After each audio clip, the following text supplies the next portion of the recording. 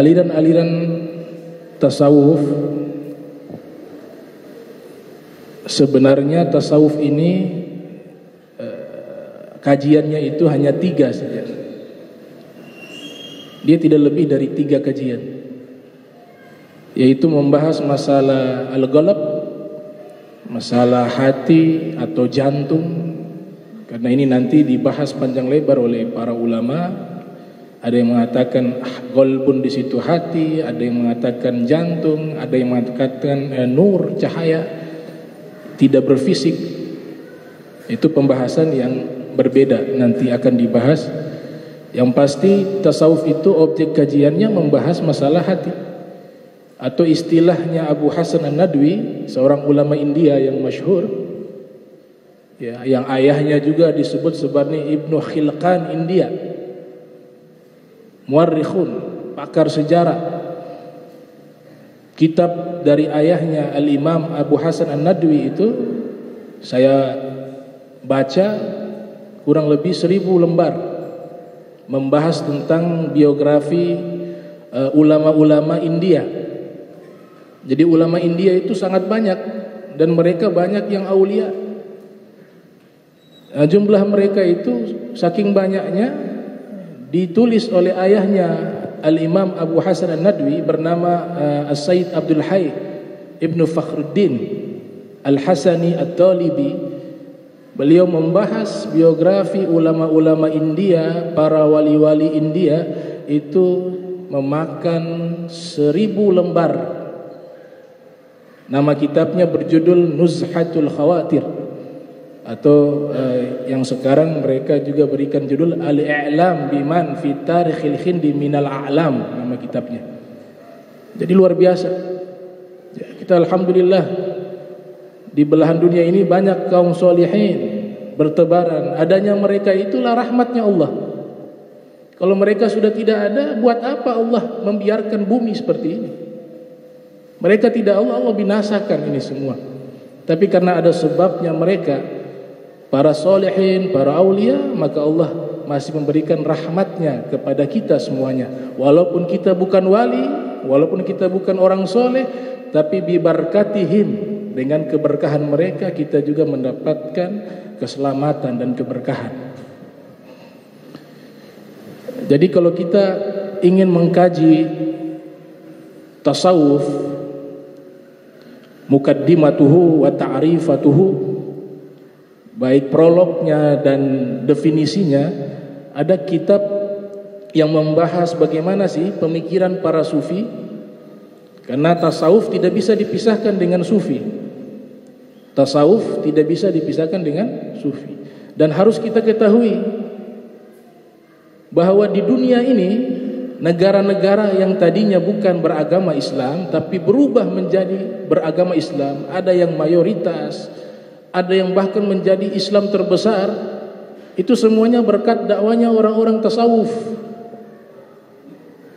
Coba bisa dicek. Semuanya yang mengislamkan ini, negeri-negeri di Asia Tenggara, di India, di Afrika, itu yang mengislamkan para dai-dai yang bukan hanya mereka paham ilmu syariat, tapi mereka juga orang-orang yang juga mengerti ilmu tasawuf. Kalau tidak mereka yang masuk, tidak akan bisa berubah menjadi Islam negeri-negeri yang tadinya tidak ada agama Islam di dalamnya. Sebut saja di Indonesia, Wali Songo. Wali Songo itu sufi semuanya. Buktinya apa? Ada lagu yang sampai sekarang dinyanyikan, Tombo Ati. Ada 5 perkaranya. Itu kan syair-syair dari para sufi. Antum baca di kitab Sifatus Safwa. Sifatus Safwa karya Ibnu Zawzi Al-Baghdadi, yang dilahirkan tahun 510 Hijriah, wafat 597 Hijriah. Di situ ada satu maqalah yang sama persis dengan Tombo Ati. Ucapannya kalau tidak salah bernama Syekh Ibrahim Al-Khawwas. Berarti sufi. Ini kalamnya sufi. Gitu. Jadi dengan 9 ini mewakili, sebenarnya banyak, tapi yang 9 ini, Wali Songo ini mewakili saja. Mereka bertasawuf mereka berakhlak mulia, dakwanya dengan senjata akhlak bisa merubah yang tadinya Hindu berubah menjadi Islam, dan bukan sekedar Islam, menjadi pemeluk agama Islam terbesar di dunia. Kalau bukan sufi gak bisa. Gak bisa. Karena kalau berbicara dakwah ikhlas, ya kita harus pakai lewat ilmu tasawuf. Karena ilmu tasawuf membahas fikih batin, bukan fikih zahir saja. Dan kedua-duanya penting. Nanti sebentar kita akan tahu aliran-aliran tasawuf yang mamnu' dan mazuz, yang dilarang dan dibolehkan. Jadi ada tasawuf yang terlarang, ada tasawuf yang wajib untuk kita pelajari. Di India ada seorang sufi namanya Syekh Al-Kabir Ahmad As-Sirrul Hindi. Ini tariqahnya tariqah Naqsyabandiyah. Tariqah Naqsyabandiyah dari Bahauddin, sanadnya bersambung kepada beliau. Hanya beliau sendiri saja mampu membuat 900.000 orang menjadi orang soleh di tangannya. Belum lagi yang masuk Islam, orang-orang India. Beliau dakwah di India. Karena yang disampaikan bukan hanya lisan, bukan hanya bahasa lidah, tapi dia mengucapkan juga dengan bahasa hati, bahasa ruh, bahasa ikhlas, dan ta'alluq bin Nabi, dan punya ikatan dengan Nabi Muhammad sallallahu alaihi wasallam. Ini nasabnya bersambung kepada Sayyidina Umar bin Khattab. Sayyidina Umar bin Khattab. Namanya Syekh Al-Kabir, Syekhul Kabir, guru yang besar, Ahmad As-Sirrul Hindi. Asir artinya rahasia, Hindi artinya India. Pendiri Jama'atul Tabligh juga demikian, bermazhab Hanafi secara fikih, akidahnya Asy'ariyah dan Maturidiyah, tapi juga bertarekat, bertasawuf. Tahu tarekatnya beliau yang awal berapa? 4 tariqah beliau pegang, punya sanad 4 tariqah. Syekh Maulana Ilyas, tariqah Al-Qadiriyah. At-tariqah Al-Qadiriyah nisbat kepada siapa? As-Sayyidi Syekh Abdul Qadir Al-Jilani. Tariqah kedua beliau tariqah Sahrawardiyah, Al-Imam As-Sahrawardiyah, As-Sahrawardi namanya, yang menulis kitab Awariful Ma'arif. Tariqah ketiga beliau memegang tariqah Jistiyah, yang memang banyak di India. Ini tariqah Jistiyah didirikan oleh Abu Ishaq Ad-Dimishqi di Damaskus, tapi yang membawa ke India namanya Syekh Mu'inuddin, Syekh Mu'inuddin, yang menyebarkan tariqah ini di India. Dan tariqah Naqsyabandiyah 4. Lihat buat dari keikhlasannya, itu Jama'atul Tabligh tersebar di penjuru dunia. Kita pergi ke pelosok-pelosok, di situ ada saudara-saudara kita Jama'atul Tabligh. Dan mereka ini para wali. Beliau punya anak Syekh Muhammad Yusuf Al-Kandahlawi, yang menulis kitab Hayatus Sahabah, kalau tidak salah ya Ustaz. Ini punya hubungan yang baik dengan habaib. Kami dapat dari Al-Habib Umar bin Muhammad bin Salim bin Hafiz, ketika beliau ke Malaysia, disampaikan di forum Jama'atul Tabligh di Malaysia. Para asatiza di sana menceritakan dan sampai kepada kami bahwa ayahanda Al-Habib Umar, Al-Habib Muhammad bin Salim bin Hafiz, pernah berkunjung dan berziarah kepada Syekh Yusuf Al-Kandahlawi di India. Begitulah orang soleh saling mengunjungi satu dengan lainnya. Pada saat itu Syekh Yusuf Al-Kandahlawi sedang menyusun kitab Hayatus Sahabah. Datanglah Al-Habib Muhammad. Karena tahu ini Al-Habib Muhammad termasuk dari Bani Alawi min sadati, termasuk dari sadah dari Ahlul Bait Rasul sallallahu alaihi wasallam, maka beliau meminta kepada Al-Habib Muhammad untuk menyusun daftar isinya. Jadi daftar isi Hayatus Sahabah itu dari Al-Habib Muhammad bin Salim bin Hafiz. Al-Habib Muhammad juga menghormati Syekh Yusuf Al-Kandahlawi, karena la ya'rifu wali illa wali, la ya'rifu ahlal fadli illa ahlul fadli. Tidak ada yang mengenal wali kecuali wali. Tidaklah mengenal orang itu mulia melainkan orang itu juga mulia. Jadi yang bisa menilai orang itu mulia, orang yang mulia. Yang bisa menilai orang itu baik adalah orang yang baik. Maka dihormati. Ini wali. Maka di satu fasal di Hayatus Sahabah itu ada bab ikrami ahlil bait. Padahal konteksnya waktu itu beliau khusus membahas biografi sahabat Nabi. Nama kitabnya sudah jelas, Hayatus Sahabah. Tapi mungkin datangnya tamu dari ahlul bait Nabi, maka beliau tambahkan bab khusus namanya bab ikrami ahlil baiti, bab memuliakan ahlul bait Rasul. Ini ada Ustaz Abdurrahman juga tadi tidak ceramah. Ya. Datang sama-sama? Ya, oh iya. Berikut Ustaz Abdurrahman ya. Nanti insyaallah. Kemudian ponakan. Ini sufi. Saya mau ceritakan bagaimana peran para sufi.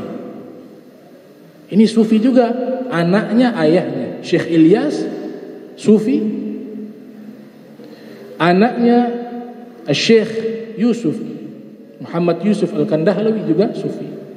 Dari Delhi kalau tidak salah ya, di India, Delhi. Kandahlawi nama tempat kalau tidak salah. Punya ponakan, Syekh Ilyas punya ponakan kalau tidak salah. Alim, muhaddis, sufi, yang menulis kitab Fadailul A'mal. Syekh Muhammad Zakaria Al-Kandahlawi. Wah, itu kalau dibaca kitabnya baru kita tahu. Kadang orang belum baca, belum pelajari, sudah main vonis, ini kitab nih Fadailul A'mal, kitab gak bagus ini. Yang nilai sama yang dinilai itu jauh, ma bainas sama'i wal ard, antara langit dan bumi. Ini sufi, ini wali. Bukti kalau beliau seorang wali, seorang soleh itu waktunya habis bayan wa dakwah, gak ada henti-hentinya, 24 jam. Nulis kitab satu hari bisa jadi kitab 363 lembar bisa satu hari, satu malam. Kitab Hajjatul Wada' itu membahas tentang haji perpisahannya Nabi. Itu beliau tulis hanya satu hari, 363 lembar kurang lebih. Ada kita di sini yang mau nilai kitabnya beliau. Oh, kitabnya agak bagus nih, banyak hadis palsu di dalamnya. Bisa gak nulis kitab satu hari satu malam 363 lembar? Gak bisa. Kalau dihitung pakai matematika juga gak bisa. Apa yang dikasih oleh Allah? Keramat, waktunya berkah. Itu kitab Hajjatul Wada'. Beliau menulis, membahas bab Hajjatul Wada' yang ditulis oleh Ibnul Qayyim di dalam kitab Zadul Ma'ad fi Hadi Khairil Ibad. Ibnu Qayyim kita ketahui ulama, alim ya, walaupun kontroversial juga dalam beberapa bab akidah, tapi selebihnya beliau kitabnya adalah baik. Di antaranya kitab yang baik Zadul Ma'ad tentang biografi atau sirah nabawiyah dengan pendekatan fikih. Jadi Syekh Muhammad Zakaria Al-Kandahlawi membahas bab Hajjatul Wada' yang ditulis oleh Ibnul Qayyim. Beliau dilahirkan tahun 691 Hijriah, wafat 751 Hijriah. Dibahas satu hari satu malam, ditulis jadi satu kitab yang sangat indah. Namanya kitab Hajjatul Wada'. Luar biasa. Ada kitab yang lebih hebat lagi, kurang lebih 19 jilid beliau tulis. 19 jilid. Judulnya Aujazul Masalik. Aujazul Masalik fi Syarhil Muwatta Al-Imam Malik. Beliau mensyarahkan kitab Al-Muwatta'nya Imam Malik. 18 jilid atau 19 jilid. Beliau jelaskan. Ini muhaddits wa sufi. Ya, kalau al-muhaddits banyak, tapi kalau al-muhaddits dan sufi itu bisa dihitung dengan jari. Kalau muhaddits banyak, tapi al-muhaddits dan sufi itu tidak banyak. Di antaranya yang al-muhaddits dan sufi itu memang ulama-ulama India banyak. Muhaddits terkenal sebagai pakar hadis, dan juga sufi dibahas tuh kitab. Padahal dari sisi mazhab beliau mazhab Hanafi, tapi yang dibahas kitab mazhab Maliki karena ditulis oleh Imam Malik bin Anas yang lahir tahun 93 Hijriah, wafat 179 Hijriah. Tapi disyarahkan kitabnya mazhab Maliki. Kenapa demikian? Karena beliau punya sanad, dapat izin untuk mensyarahkan kitab Al-Muwatta yang bersanad kepada ulama klasik terdahulu, guru dari Imam Syafi'i, sahabat dari Imam Abi Hanifah, bernama Syekh Muhammad bin Hasan Asy-Syaibani di Irak. Jadi Syekh Muhammad bin Hasan Asy-Syaibani ini adalah salah satu gurunya Al-Imam Muhammad bin Idris Asy-Syafi'i yang lahir tahun 150 Hijriah, wafat 204 Hijriah. Belajar kepada Al-Imam Muhammad bin Hasan Asy-Syaibani. Jadi fikih atau mazhab Hanafi juga itu Imam Syafi'i mempelajarinya, karena belajar langsung kepada murid tercinta Al-Imam Abu Hanifah. Nah, Al-Imam Muhammad bin Hasan Asy-Syaibani kemudian hijrah. Maknanya hijrah, rihla, melakukan perjalanan intelektual, belajar lagi kepada Imam Malik. Beliau ketemu Imam Malik juga. Jadi gurunya bukan hanya Imam Abu Hanifah, tapi juga Al-Imam Malik di Madinah beliau belajar. Kepada Imam Auza'i juga beliau sempat bertemu belajar. Kepada Abdullah ibn Mubarak juga beliau belajar. Kepada Imam Sufyan Ats-Tsauri juga beliau belajar. Nah, beliau dapat sanad Al-Muwatta dari Imam Malik. Nah, Syekh Zakaria Al-Kandahlawi mensyarahkan kitab Al-Muwatta karena punya sanad kepada Syekh Muhammad bin Hasan Asy-Syaibani yang bermazhab Hanafi. Dan itu sah-sah saja dan tidak ada masalah, karena fi dawi ahli sunnati wal jamaah, berada dalam naungan yang sama, yaitu ahlu sunnati wal jamaah. Nah, ini sekedar pengetahuan bahwa peran sufi itu tidak bisa dipungkiri. Berkat mereka, negeri-negeri yang tadinya tidak Islam berubah menjadi Islam. Bukan hanya di Indonesia, tapi di India, di Afrika juga demikian. Seorang amir At-Tariqah Al-Qadiriyah, seorang pemimpin, seorang raja bernama As-Sayyid Abdul Qadir Al-Jazairi. Beliau adalah seorang mursyid dan seorang jenderal dan seorang pemimpin di Aljazair. Waktu itu melawan penjajah Prancis. Akhlaknya baik. Itu tawanan-tawanan Prancis dikasih makan makanan paling enak, sedangkan pasukannya makannya ala kadar. Orang-orang Prancis heran. Nanti ada istri, ada tawanan orang Prancis, istrinya di Prancis kirim surat kepada amir namanya Abdul Qadir Al-Jazairi, Al-Qadiriyah. Tarikatnya apa? Al-Qadiriyah. Wahai Tuan, kasihan saya adalah seorang istri dengan anak. Saat ini kami rindukan kepada suami saya. Dia tulang punggung kami. Dibaca oleh As-Sayyid Abdul Qadir Al-Jazair, dibebaskan tawanan Prancis semua tanpa dianiaya, tanpa disakiti. Mereka masuk tawanan itu kurus, keluar dari tawanan beliau jadi gemuk. Itu diakui oleh dunia barat. Wah, belum pernah ada jenderal seperti ini. Dari mana dia belajar ilmu ini? Dari tasawuf. Tasawuf sumbernya dari mana? Dari Nabi Muhammad sallallahu alaihi wasallam. Wah, luar biasa. Dari tarekat tasawuf, para sufi, para asfiya yang mengislamkan negeri ini, di Afrika, Asia Tenggara, di India, di Cina, Sebenarnya Islamnya banyak di sana, tapi karena jumlah penduduk terlalu banyak dianggap sedikit. Islam di sana banyak, di India banyak, di Pakistan. Tapi karena penduduknya terlalu banyak, populasinya terlalu banyak, orang-orang Hindu, maka terlihat sedikit. Itu. Jadi kalau kita ingin tahu minimal aliran-aliran tasawuf, ada kitab klasik ditulis oleh Imam Al-Kalabadhi. Al-Kalabadhi ini wafat pada tahun 384 Hijriah. Beliau menulis kitab berjudul At-Ta'arruf li Madhhabi Ahli Tasawuf. Di situ kita bisa paham, oh begini loh akidahnya para sufi, begini loh fikihnya para sufi, begini loh manhajnya para sufi, begini loh para sufi ketika menafsirkan ayat Al-Quran, mutasyabihat dan seterusnya.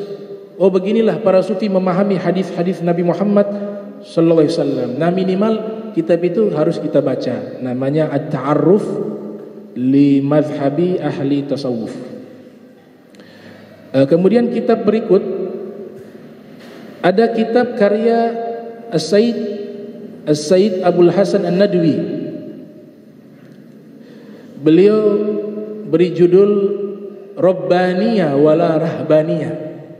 Nah ini kitab juga sebagai pengantar ilmu tasawuf. Rabbaniyah wala Rahbaniyah. Ini sebagaimana isyarat di dalam Al-Quran, kunu rabbaniyin bima kuntum tuallimuna al-kitaba wa bima kuntum tadrusun. Jadilah kalian para pendidik sejati. Isyarat dalam Al-Quran. Ada ulama lokal yang juga membahas tentang pemahaman aliran-aliran tasawuf, ulama lokal tapi kelasnya internasional di zaman itu. Bernama Syekh Abdul Somad Al-Falimbangi. Di Kesultanan Bacan itu kitabnya ada. Jadi orang tua-tua dulu Kesultanan zaman dulu yang banyak mufti-mufti yang soleh, kitab itu menjadi kitab yang dibaca di Kesultanan Bacan. Entah di Ternate saya belum tahu, tapi di Bacan saya lihat kitabnya itu berjudul Siyarus Salikin. Itu kitab karya Syekh Abdul Somad Al-Falimbangi. Di situ beliau membahas rukun-rukun tarekat. Semua tarekat yang beliau ketahui dibahas satu persatu di situ. Sehingga nanti tercerahkan, oh ini yang asli, ini yang palsu nih. Ini tarekat asli, ini tarekat palsu. Ini sufi asli, ini sufi palsu. Nama kitabnya Siyarus Salikin. Kemudian ada kitab yang ditulis oleh Al-Imam Abu Nuaim Al-Asfahani yang dilahirkan tahun 336 Hijriah, wafat 430 Hijriah. Ini juga Al-Muhaddis wa Sufi, ahli hadis dan sufi. Menulis kitab berjudul Hilyatul Auliya wa Tabaqatul Asfiya.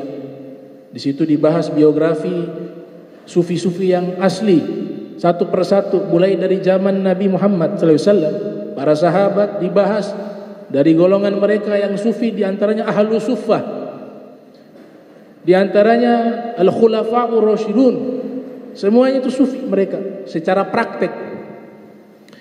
Nah ini kitab-kitab yang akan nanti kalau kita baca satu persatu kita pahami, oh ternyata inilah aliran tasawuf yang asli, inilah ilmu tasawuf yang original. Ya, setiap mazhab atau fan keilmuan ada oknum yang merusak, itu sudah sunnatullah dari sejak dulu. Makanya Imam Abu Nuaim Al-Asfahani beliau menulis kitab tersebut diantaranya karena di zaman beliau sudah muncul mursyid-mursyid palsu, sudah muncul sufi-sufi palsu. Beliau prihatin orang-orang awam tidak bisa membedakan mana yang asli, mana yang palsu. Maka beliau tulislah kitab Hilyatul Auliya wa Tabaqatul Asfiya. Al-farqu baina sufi as-sadiq wa sufi al-kadhib. Di situ beliau bedakan mana sufi yang original, yang asli, mana sufi yang palsu. Makanya kita kalau baca teks-teks dari Imam Syafi'i, jangan salah paham. Imam Syafi'i itu pernah mengatakan ussisat tasawuf alal kasal. Ussisat tasawuf alal kasal. Dibangun ilmu tasawuf ini di atas malas. Artinya penganut tasawuf itu orangnya pemalas-pemalas. Itu pernyataan Al-Imam Syafi'i. Tapi kita harus baca keseluruhan dari pernyataan beliau tentang tasawuf, tentang sufi. Ternyata yang dimaksud adalah oknum mengatasnamakan tasawuf, tapi mereka itu bukan seorang sufi yang benar. Mereka adalah sufi-sufi palsu. Itu yang dimaksud oleh Imam Syafi'i. Karena nanti di syair ada kitab diwan Al-Imam Syafi'i, justru Imam Syafi'i menganjurkan kun sufian. Jadilah kalian seperti orang-orang sufi, kata Al-Imam Syafi'i. Bahkan di dalam kitab Al-Anwarul Qudsiyah ala Ma'rifatil Gawaidis Sufiyah, kitab yang ditulis oleh Al-Imam Abdul Wahhab Asy-Sya'rani yang dilahirkan tahun 898 Hijriah, wafat 973 Hijriah. Di situ ada pernyataan Al-Imam Syafi'i rahimahullah ketika ditanya kepada beliau, kau duduk dengan para sufi, kau dapat apa wahai Imam Syafi'i? Maka beliau menjawab, istafattu minhum syai'ain, aku dapat dari mereka dua hal. Yang pertama, al-waqtu saifun in lam taqtahu qata'ak, waktu adalah pedang, jika kau tidak memotongnya dia akan memotongmu. Yang kedua adalah wa in lam tusgil nafsaka bil khairi syagalatska bisyarr, jiwamu, nafsumu, dirimu jika kau tidak sibukkan dengan kebaikan, maka jiwamu itu akan mengajak kau sibuk dengan kejahatan. Itu Imam Syafi'i dapat dari siapa? Dari para asfiyah, dari para sufi. Nah, konteks pernyataan Imam Syafi'i, ussisat tasawuf alal kasal, dibangun ilmu tasawuf dengan malas, itu maknanya oknum sufi-sufi palsu atau orang-orang yang mengatasnamakan sebagai ahli tasawuf, tapi justru dia keluar dari ajaran tasawuf itu sendiri. Ada kitab berjudul Talbisu Iblis. Dia punya judul sudah menakutkan, judulnya Talbisu Iblis. Judulnya Talbisu Iblis, tipu muslihatnya iblis. Ditulis oleh Ibnu Zawzi Al-Baghdadi yang lahir tahun 510 Hijriah, wafat 597 Hijriah. Ada paragraf atau klausa di kitab itu yang menyatakan inna awwala talbis iblis, sesungguhnya awal tipuannya iblis kepada ahli tarekat, kepada orang-orang yang mengatasnamakan tasawuf. Beliau yang katakan awal tipuannya iblis kepada mereka itu adalah apa? Sadduhum 'anil ilmi. Dia cegah mereka dari belajar ilmu agama. Itu sudah masuk tipuan iblis. Nah, ilmu tidak penting, gak usah belajar, gak penting itu ilmu. Nanti kalau belajar ilmu jadi sombong. Lah, kau tidak belajar itu sudah sombong. Kau ajak orang untuk tidak belajar itu berarti kau sudah menilai orang yang belajar semuanya sombong. Itu sudah sombong. Makanya ada seorang datang kepada Abu Hurairah bertanya, wahai Abu Hurairah, saya sebenarnya mau belajar ilmu agama, tapi saya takut dosa. Kenapa bisa berdosa? Takut saya belajar, saya tidak amalkan. Kata Abu Hurairah, cukuplah meninggalkannya sebagai dosa. Kau meninggalkan itu sudah dosa. Jadi dosamu double, 2 kali. Ini pernyataan daripada Ibnu Zawzi Al-Baghdadi. Inna awwala talbisi iblisa sadduhum 'anil ilmi fa idza atfa masabihahum khabatahum fi zulami.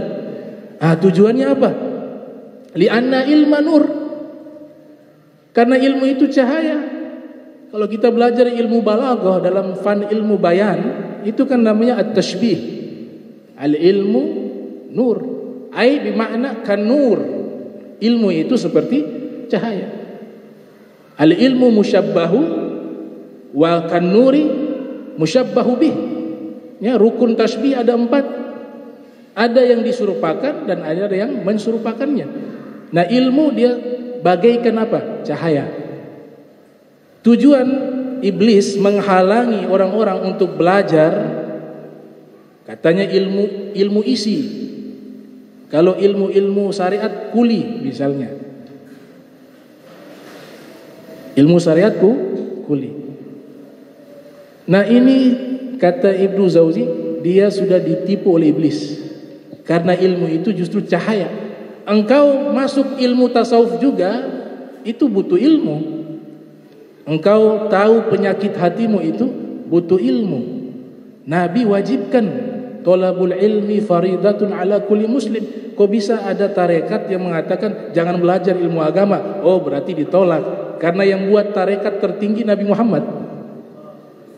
Tarekat semuanya ke Nabi Muhammad. Nabi Muhammad mengatakan thalabul ilmi faridatun ala kulli muslim. Kok kontradiktif, tarekat ini mengajarkan ilmu tidak penting? Oh, ada yang salah ini. Tarekatnya tarekat ngawur ini. Mungkin mursyidnya gak kuat belajar gak kuat, dia bilang ilmu tidak penting, baca kitab itu tidak penting. Urusan sombong dia dengan Allah. Tapi jangan menafikan kewajiban menuntut ilmu, itu wajib. Itu kata Ibnu Jauzi Al-Baghdadi. Jadi semua rukun tarekat itu ditulis oleh Sayyid Ahmad Al-Ghumari berjudul Al-Burhanul Jali. Di situ sanad-sanad tariqah kebanyakan, bahkan hampir seluruhnya itu bersanad kepada Imam Ali bin Abi Thalib. Al-Imam Ali bin Abi Thalib mengajarkan rukun pertama adalah al-ilmu. Coba kita survei. Tariqah Naqsabandiyah itu punya rukun. Rukun pertama al-ilmu. Tariqahnya Habaib al-ilmu wal amal wal ikhlas wal wara wal khauf. Yang pertama apa? Ilmu. Bagaimana tarekat mengatakan jangan belajar ilmu? Nah, ini berarti di situ ada campur tangannya iblis.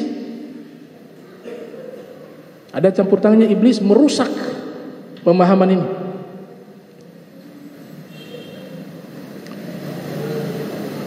Ada doktor di Mesir, Profesor Doktor Syekh Ali Jum'ah. Di situ beliau pernah menyatakan, mantan mufti Mesir, bahwa masyrabut tasawuf thalathatu anwa'. Ya, aliran-aliran tasawuf itu secara keseluruhan terbagi 3. Yang pertama beliau namakan at-tasawuf as-salafi. Dan memang sesuai dengan kitab-kitab yang dijelaskan oleh ulama terdahulu. At-tasawuf as-salafi ini objek kajian utamanya adalah apa? Adalah zuhud.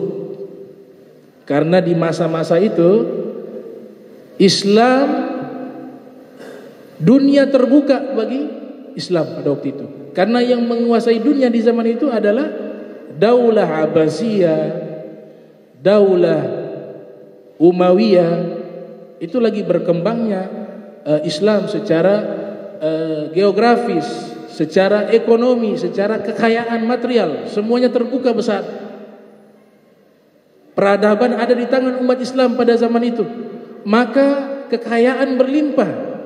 Banyak orang-orang sudah mulai lupa akan akhirat. Sedangkan konsep Islam itu menyatakan bahwa hubbud dunya ra'su kulli khati'ah. Cinta dunia pangkal dari segala kesalahan. Muncullah ulama-ulama yang ingin mengingatkan umat Islam, ayo zuhud terhadap dunia, jangan sampai lalai dengan kekayaan duniawi. Mereka buatlah kitab-kitab yang bertemakan zuhud. Al-Imam Ahmad bin Hanbal lahir 164 Hijriah, wafat 241 Hijriah, menulis kitab namanya Kitab Zuhud. Al-Imam Ibnul Mubarak lahir 118 Hijriah, wafat 181 Hijriah, menulis kitab Az-Zuhud. Al-Imam Asbahani juga menulis kitab, judulnya apa? Kitab Az-Zuhud. Al-Imamul Baihaqi juga menulis kitab namanya Kitab Az-Zuhud. Ya, inilah aliran pertama namanya At-Tasawuf As-Salafi yang fokusnya kepada masalah zuhud. Apa itu zuhud? Dijelaskan oleh Abu Sulaiman Ad-Darani, dinukilkan oleh Al-Imam Abdul Karim Ibn Huzan Al-Qusairi Naisabur dalam kitabnya Ar-Risalatu Al-Qushairiyah. Makna zuhud adalah tarku ma yushgiluhu anillahi subhanahu wa ta'ala, meninggalkan segala sesuatu yang membuat dia sibuk dan lalai kepada Allah. Itu namanya az-zuhud. Definisi zuhud panjang lebar banyak, tapi salah satunya itu. Jadi temanya yang diangkat at-tasawuf as-salafi az-zuhud. Ringkasnya di mana? Di doa orang-orang soleh terdahulu. Allahumma ja'al dunya fi aidina wa la taj'al fi qulubina.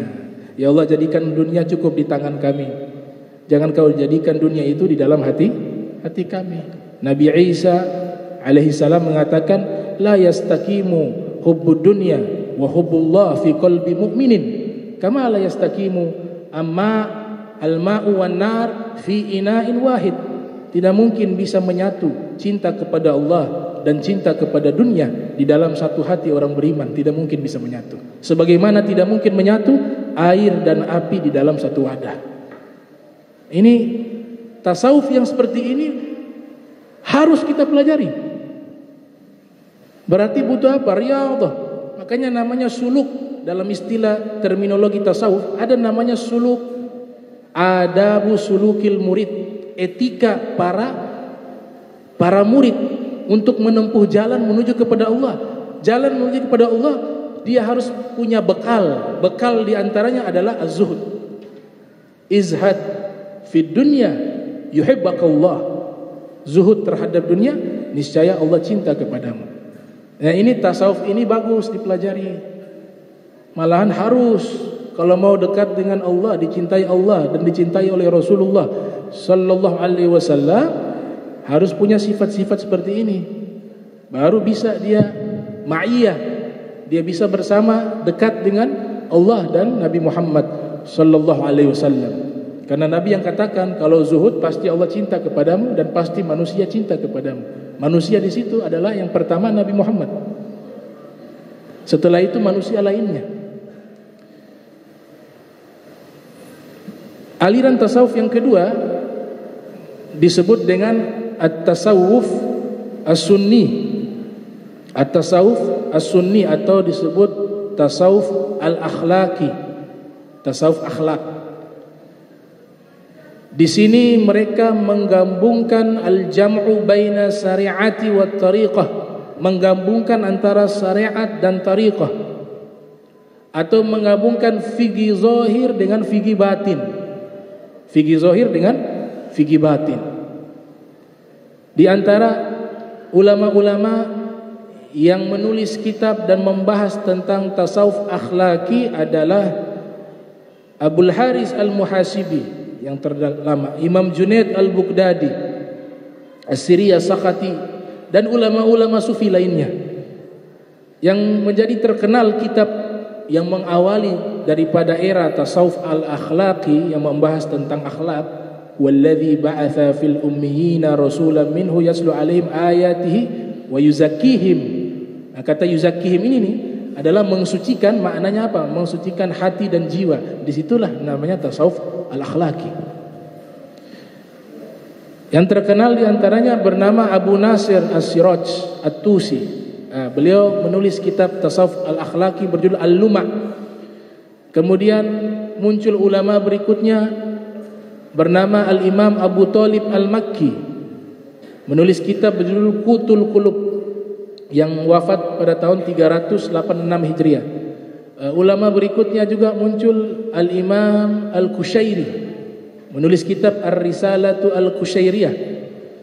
Kemudian ulama berikutnya Al-Imam Al-Ghazali, menulis kitab Ihya Ulumuddin, Minhaj At-Talib, Minhajul Abidin. Ini kitab terakhir beliau, Minhaj Al-Abidin.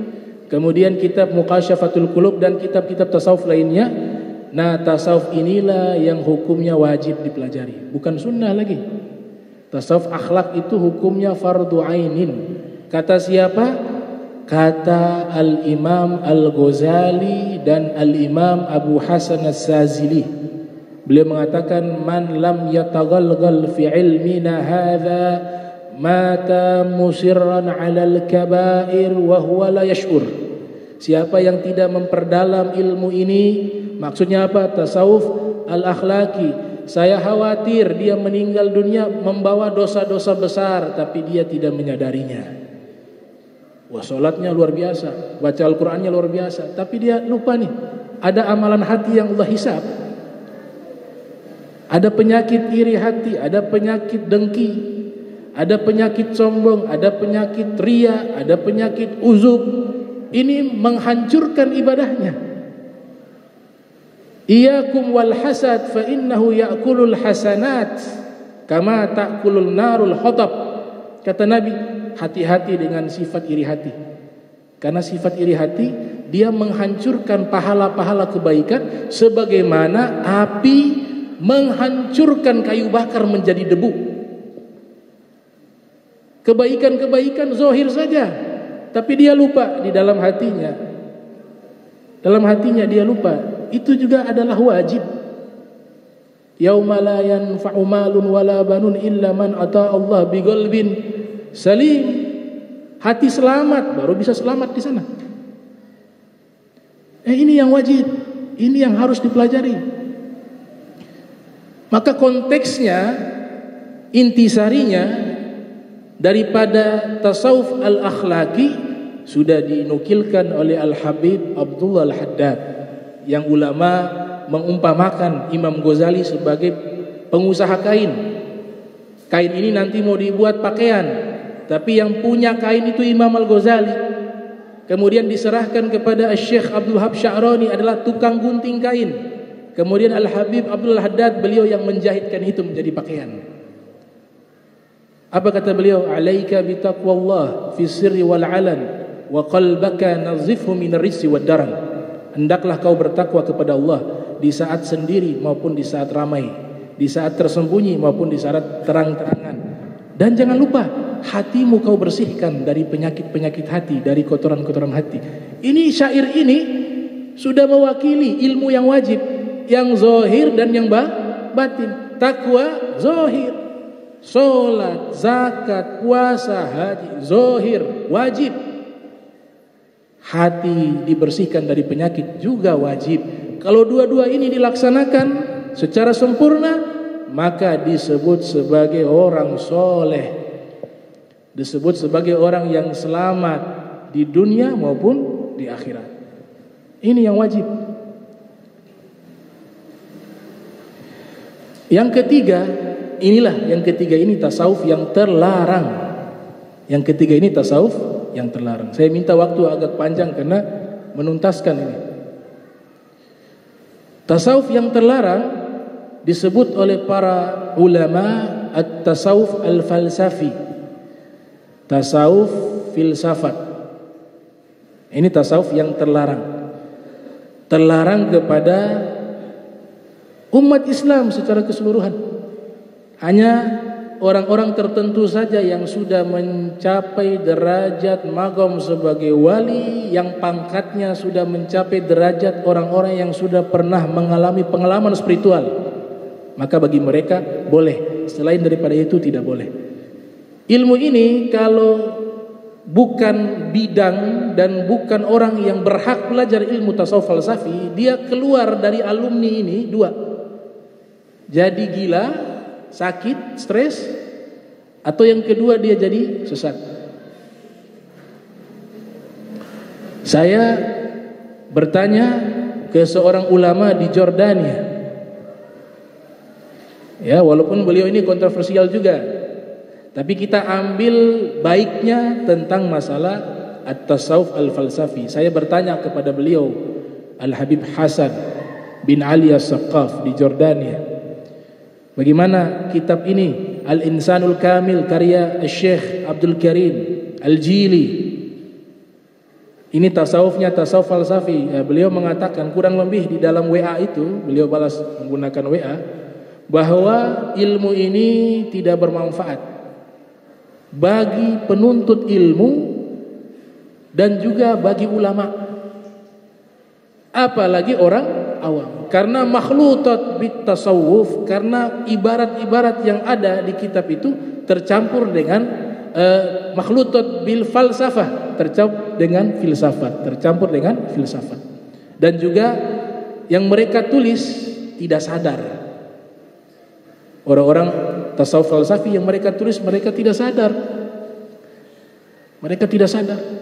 Dan ini larangan bukan hanya dari Al-Habib Hasan bin Ali As-Saqaf, tapi kami sudah baca kitab-kitab salaf terdahulu seperti Al-Habib Abdul Al-Haddad di dalam kitab Risalatul Muawana, beliau mengatakan wala taqra'u hadhil kutuba, jangan kalian baca kitab-kitab seperti ini, yaitu Al-Insanul Kamil karya As-Sayyid Abdul Karim Al-Jili dan kitab Al-Futuhatul Makkiyah karya Al-Imam Ibn Al-Arabi.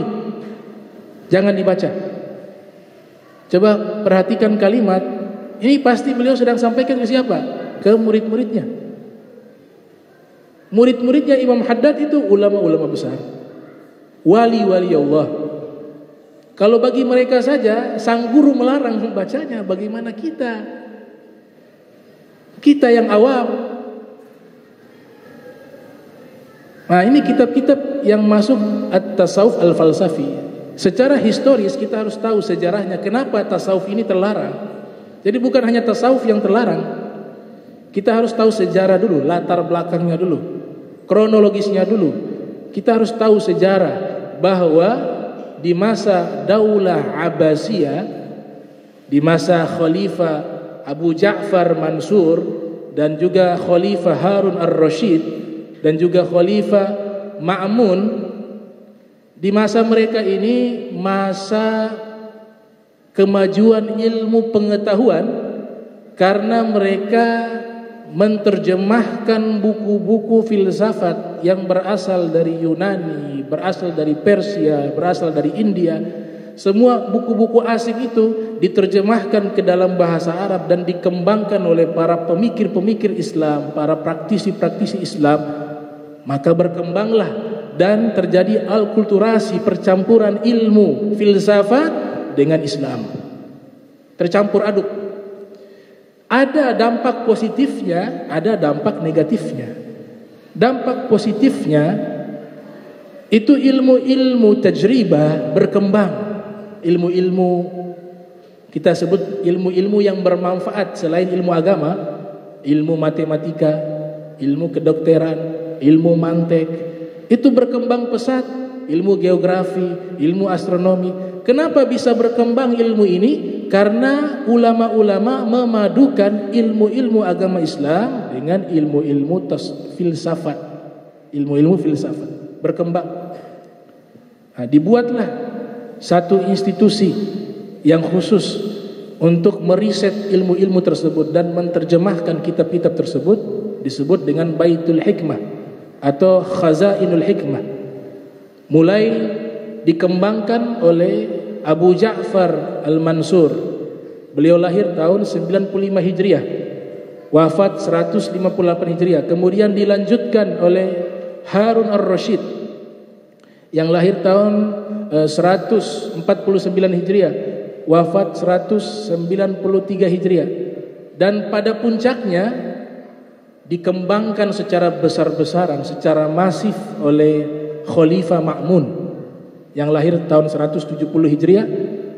Beliau kembangkan menjadi satu mazhab resmi di masa khilafahnya, disebut dengan Mu'tazilah.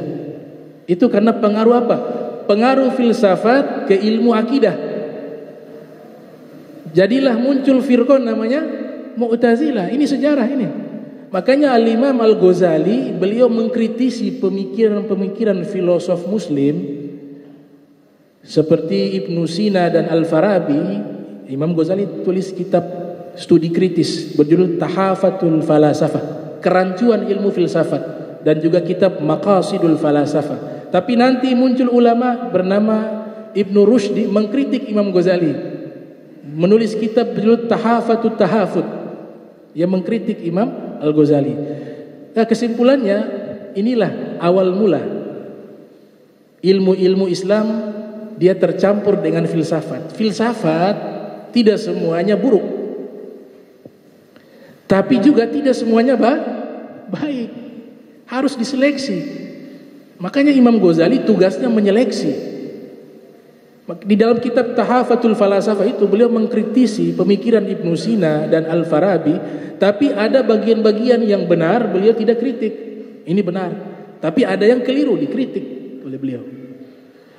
Ilmu filsafat ini dia masuk di semua aliran-aliran ilmu agama Islam, mulai dari ilmu akidah masuk dia filsafat. Makanya saya dapat tulisan tangan dari Al-Habib Abdullah bin Muhsin Al-Attas, Keramat Empang Bogor. Beliau di situ juga mengatakan jangan baca kitab akidah As-Sunusiyah karena dia tercampur dengan falsafah. Masuk juga di dalam ilmu usul fikih, ilmu fikih. Makanya ada istilah juga satu ilmu namanya ilmu mantek. Ilmu mantek itu cabang dari ilmu filsafat. Dan dia masuk juga ke dalam ilmu tasawuf. Nah, tasawuf yang seperti ini terlarang. Tapi yang mengarang kitab-kitab tasawuf falsafi, mereka itu bukan orang yang sesat. Mereka bukan orang yang sesat. Mereka adalah wali-wali besar yang sudah mencapai maqam mengalami pengalaman spiritual. Julukannya Ibnu Arabi itu julukannya adalah Syekhul Al-Akbar wa Kibritul Ahmar. Wah, itu julukan tertinggi itu. Sang Maha Guru dan batu jamrut merah. Maknanya jamrut merah itu apa? Ini langka, orang kayak begini langka. Itu benda mahal itu, Ibnu Arabi itu benda mahal. Wali yang mahal harganya. Wali yang sudah tidak ditemukan magom seperti Ibnu Arabi. Bahkan salah satu guru kami mengatakan kalau beliau itu ada darahnya Nabi Muhammad, maka beliau menjadi pemimpin para wali kutub lintas zaman. Tapi karena beliau bukan daripada Ahlul Bait Rasul, maka tidak sampai kepada magom aqtab wali-wali kutub. Nah ini Ibnu Arabi, kemudian tadi Abdul Karim Al-Jili, rasailnya Imam Ghazali juga tasawuf falsafi, itu tidak dianjurkan dibaca. Kitabnya Ibnu Sab'in, kemudian dahulu di Irak ada namanya Al-Hallaj yang sampai dihukum mati oleh ulama atas fatwa mereka karena sudah mengalami pengalaman spiritual, dan yang ia ucapkan tidak sadar, subhani subhani fa'buduni, maha suci aku, sembahlah aku. Di tanah Jawa ada Syekh Siti Jenar, di Aceh ada Syekh Hamzah Fansuri, kemudian di Kalimantan ada Muhammad Nafis Al-Banjari mengarang kitab Ad-Durar An-Nafisah. Ini semua aliran-aliran tasawuf falsafi yang tidak boleh kita belajar. Karena nanti di hari kiamat Allah tidak tanya kau makrifat tidak, kau hakikat tidak. Allah tanya sholat sama hati, Allah tanya puasa dengan hati, Allah tanya akhlak yang baik. Tidak ditanya ma'rifat dan hakikat. Ma'rifat dan hakikat gak bisa diraih dengan ilmu. Ma'rifat hakikat hanya hadiah dari Allah kepada orang-orang yang Allah pilih. Nabi Musa dengan Nabi Khidir di surat Al-Kahfi, Nabi Musa memperjuangkan syariat. Semua yang dilakukan Nabi Khidir disalahkan karena melanggar syariat. Nabi Khidir sedang mengajarkan kepada Nabi Musa hakikat. Tapi siapa lebih mulia antara Nabi Musa dengan Nabi Khidir? Nabi Musa. Kenapa Nabi Musa lebih mulia? Karena Nabi Musa berpegang teguh dengan syariat. Karena Al-Quran yang dibahas ayat-ayat hukum lebih banyak daripada masalah hakikat. Jadi mereka bukan orang-orang yang menyimpang, mereka wali. Kita gak boleh menyatakan pernyataan yang mengatakan mereka sesat. Mereka wali Allah yang derajatnya tinggi. Ibnul Qayyim mengistilahkan sebagai al-fana wal istighraq. Tapi mereka sudah masuk ke magam fana, udah hilang. Dia punya jasad hanya di sini, tapi pikiran dan ruhnya itu sudah di tempat lain. Sehingga yang dia tulis dia tidak sadari apa itu. Man dzaq araf, kata ulama. Yang rasa baru tahu. Kalau belum pernah rasa tidak akan tahu nih makna daripada isi kitab tersebut. Man dzaq araf. Ada analogi yang diumpamakan oleh Nabi. Bagaimana sih keadaan mereka? Ini hadis sahih riwayat Imam Muslim. Di dalam sahihnya yang lahir tahun 204 Hijriah, wafat 261 Hijriah. Nabi ceritakan gimana Allah saking bahagianya jika ada hamba yang bertobat. Itu Allah punya rasa bahagianya kepada hamba yang bertobat bagaikan seorang laki-laki Dia melakukan perjalanan di gurun pasir, perjalanan jauh. Kemudian kendaraan yang ia gunakan, dia letakkan di atas kendaraannya pasokan makanan dan minumannya. Ternyata di tengah perjalanan yang jauh itu, kendaraannya itu, apa itu kuda, apa itu onta, tidak dijelaskan secara spesifik. Dia lari meninggalkan pemiliknya. Maka pemilik itu mengejar, tidak mampu untuk bisa mengejar. Dia putus asa. Karena di tengah gurun pasir, kalau tidak ada makanan, tidak ada minuman, maka kemungkinan besar dia akan wafat. Dalam keadaan putus asa, dia cari satu tempat untuk berteduh. Dia lihat ada satu pohon, maka dia duduk di bawah pohon tersebut sambil dia tidur dalam keadaan putus asa. Ketika bangun dari tidurnya, kendaraannya yang lari tadi sudah ada di hadapannya. Wah, begitu bahagianya Allah kepada seorang hamba yang bertobat kepada Allah. Bahagianya seperti itu. Dia bahagia, dia memegang itu tali kekang kendaraannya. Dia bahagia ketika dalam keadaan bahagia masuk kepada alam al-istighraq dan fana. Karena terlalu berbahagia, dia berdoa, Allahumma anta abdi wa ana rabbuk. Ya Allah, engkau adalah hambaku, aku adalah Tuhanmu. Apa kata Nabi? Thumma qala min syiddatil farah. Dia mengatakan ini, qala min syiddatil farah fa akhta. Dia ucapkan itu karena terlalu bahagia, makanya salah dia dalam berdoa, kata Nabi Muhammad SAW. Tapi Nabi tidak salahkan dia. Nabi tidak mengatakan dia ini salah, tidak. Nabi mengatakan min syiddatil farah fa akhta. Karena terlalu bahagia, dia doanya salah, kata Nabi Muhammad SAW. Nah, orang-orang ulama wali-wali yang masuk ke dalam kategori tasawuf falsafi, begitu keadaannya. Dia alami pengalaman spiritual, dia mencapai maqam mahabbah lillah dengan tingkatan yang tertinggi, yang dia tulis bahasa-bahasa cinta di situ, yang kadang-kadang tidak sadar dia tulis sehingga kita membacanya seakan-akan sesat. Yang salah siapa? Yang membaca. Bukan Ibnu Arabinya, bukan Syekh Abdul Karim Al-Jilinya, bukan Al-Imam Ibnu Sab'in yang salah, bukan Syekh Siti Jenar yang salah. Yang salah yang ikut. Tapi jangan pura-pura. Ada yang pura-pura sok-sok jadi magom seperti itu. Dia buat yang aneh-aneh. Yang tahu Allah, innahu ya'lamu sirra wa akhfa.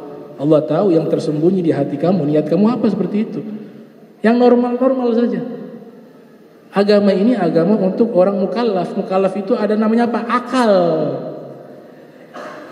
Kalau akal tidak ada, semua gugur kewajiban kita. Artinya apa? Kita beragama Islam pakai juga apa namanya? Kesehatan akal. Akal yang sehat itu dipakai. Ini gak wajib. Kenapa dipelajari? Akhirnya nanti keluar fatwa-fatwa yang aneh. Wa man takallama bi ghairi ilmin ata bimithli hadza ajaibi. Ada satu syair mengatakan begitu. Nanti yang berbicara tidak pakai ilmu, yang dia sampaikan sesuatu yang ajaib-ajaib, yang tidak pernah ada di kitab itu akan muncul. Kenapa demikian? Tadi dia ambil tasawuf yang salah. Tasawuf yang salah, kemudian tidak punya dasar ilmu yang kuat. Itu Syekh Abdul Qadir Jailani ketika beliau bertirakat, datang cahaya mengatakan, saya halalkan kepadamu sesuatu yang dulu saya haramkan. Saya adalah Allah. Sekarang untuk kamu yang haram jadi halal. Karena kau punya maqam sudah tinggi. Kau sudah luar biasa. Berwujud cahaya. Apa kata Syekh Abdul Qadir Jailani? Wahai, tampakkan dirimu wahai yang terlaknat. Tahu itu iblis. Maka iblis mengatakan, saya sudah menipu dengan cara ini 70 orang ahli tariqah. Tapi engkau luar biasa, selamat. Engkau hebat, ilmumu luar biasa. Dia mau jebak lagi Syekh Abdul Qadir Jailani. Kau punya ilmu luar biasa. Tapi Syekh Abdul Qadir Jailani paham jebakan ini. Beliau mengatakan, enggak, ini semua saya selamat karena Allah. Kalau seandainya beliau mengatakan, oh iya memang ilmu saya yang selamatkan saya, dicabut magomnya menjadi wali. Karena dia merasa terselamatkan oleh ilmu yang ia raih. Dia tidak libatkan Allah di situ.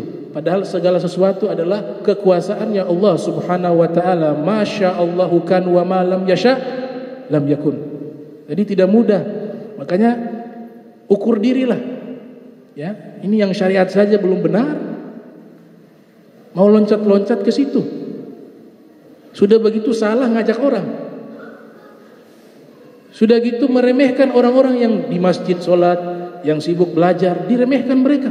Baru bilang, nanti belajar jadi sombong. Lah, engkau manusia paling sombong waktu itu. Itu yang dipadukan.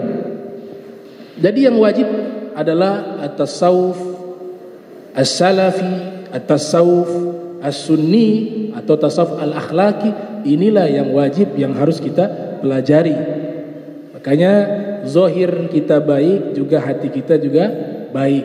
Ini yang nanti ditanya oleh Allah Subhanahu wa taala. Mudah-mudahan ini penjelasan yang singkat bisa tercerahkan, wabil khusus kepada saya sendiri. Mudah-mudahan Allah taala ampunkan dosa kita, diberikan kita kebersihan hati, istiqamah fi ta'ah wal ibadah, dijauhkan dari segala fitnah, fitnah pemikiran, fitnah amali, dan semua fitnah-fitnah yang tidak baik. Semoga Allah jauhkan sebagaimana Allah jauhkan antara langit dan bumi. Allahumma jam'ana hadza jam'a marhuma wa tafarraqna min ba'di tafarraqa ma'suma wa la taj'al minna wa la minna syaqiyyan mahruma. Allahumma nadhih qulubana 'ani ta'alluqi biman dunak waj'alna min qaumin tuhibbuhum yuhibbunak. Subhanaka bihamdika asyhadu an la ilaha illa anta astaghfiruka wa atubu ilaik. Wa sallallahu ala sayyidina Muhammadin wa ala alihi wa sahbihi wa baraka wasallam. Wa lafu minkum wassalamu alaikum warahmatullahi wabarakatuh.